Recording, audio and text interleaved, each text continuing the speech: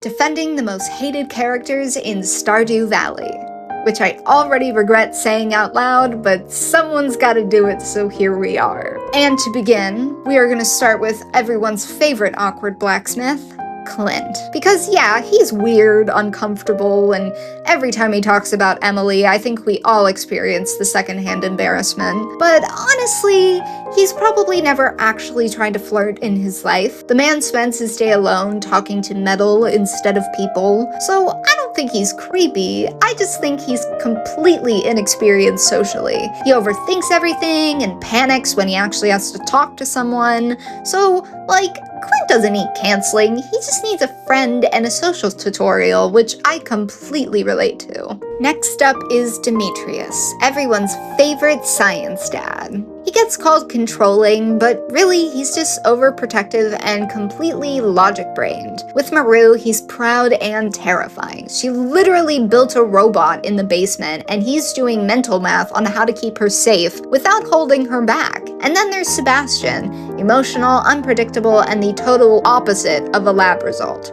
You will not find Sebastian and his emotional roller coaster in a textbook. And Demetrius is trying to connect, but keeps treating feelings like data points. He's not cold, he's just a man who loves his kids and keeps trying to understand them with science instead of softness and emotion.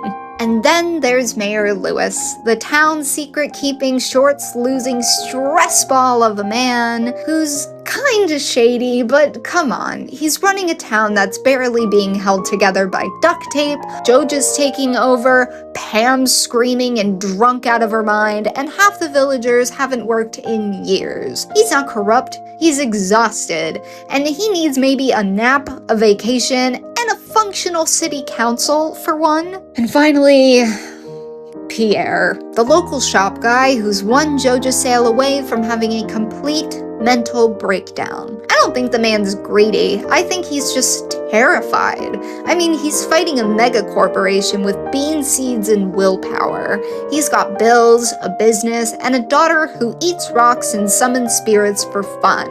He's not evil, he's just stressed, caffeinated, and hanging on by a parsnip. So yeah, none of them are perfect, and to be honest, no Stardew Valley resident is perfect. Yes, I'm looking at you, Shane. They're awkward, they're tired, they're anxious, and emotionally untrained, but they are not evil. Stardew Valley doesn't have villains, well, except for maybe Morris, but it also just has a bunch of weird people trying to make it through the week, and honestly, I feel that emotionally and physically. Plus, did I mention that Lewis is actually concerned